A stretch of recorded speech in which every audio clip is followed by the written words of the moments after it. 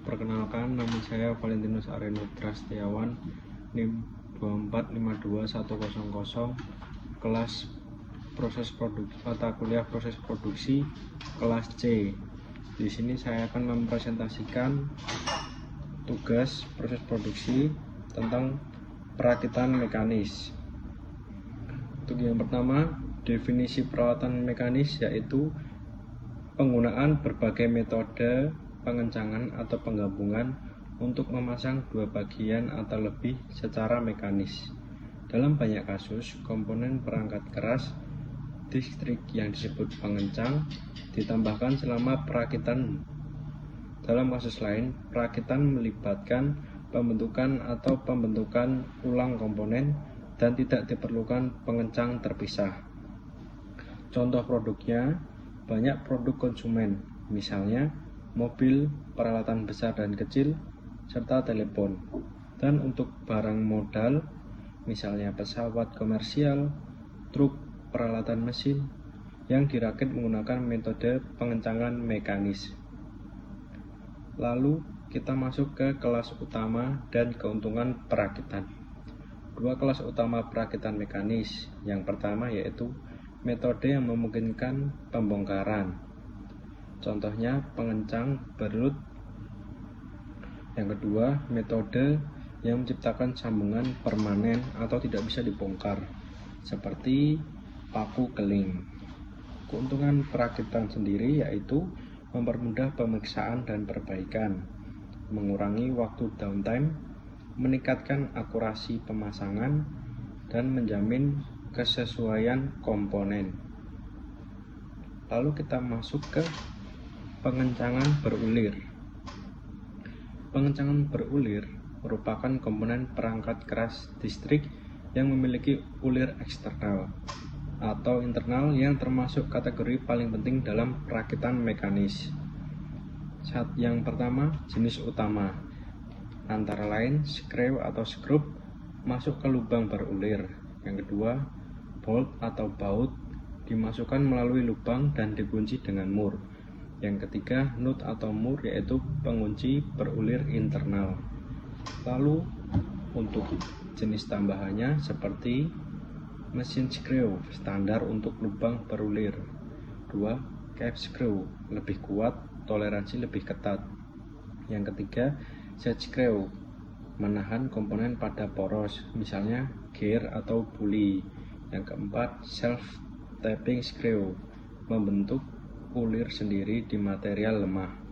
Lalu ada thread insert yang berfungsi menambah ulir kuat pada material lunak. Lalu komponen dan masalah umum.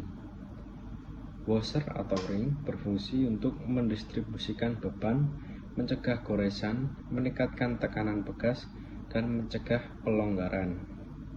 Lalu kekuatan baut. Baut memiliki kekuatan yang pertama yaitu tensile strength, yaitu kekuatan tarik maksimum.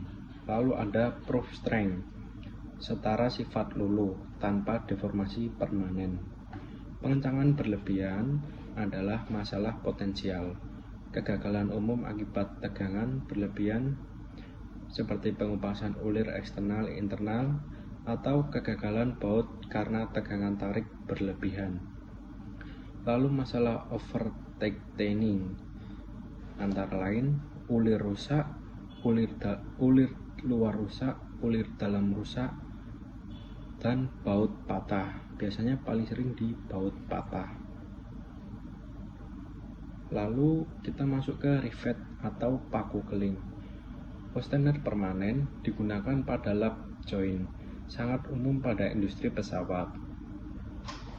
Paku keling memiliki berbagai jenis, antara lain solid, tubular, semi-tubular, bifurcated, compression.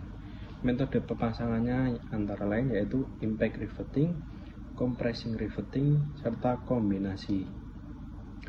Lalu ada interference fits, yaitu penyambungan karena interferensi. Jenis utamanya yang pertama press fitting, yaitu menekan pin ke lubang lebih kecil. Yang kedua ada string dan expansion fits, yaitu perbedaan temperatur untuk menciptakan interferensi. Lalu yang ketiga, snap fits, yaitu bagian mengunci setelah elastis terdeformasi. Lalu yang keempat ada retaining rings, yaitu cincin yang dipasang pada alur di poros. Lalu kita masuk ke Design for Assembly atau DFA. Design for Assembly yaitu biaya perakitan sebagian besar ditentukan pada tahap desain produk.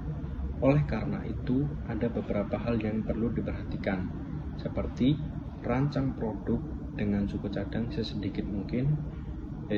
Yang kedua, rancang suku cadang yang tersisa agar mudah dirakit. Lalu konsep utama dari Design for Assembly yaitu kurangi jumlah komponen, buat bagian yang mudah dirakit. Lalu desain menentukan 70-80% biaya assembly. Lalu DFA sendiri memiliki pedoman, antara lain menggunakan modularitas. Yang kedua, bagasi arah akses yang diperlukan. Yang ketiga, minimalisir penggunaan pengencangan berulir.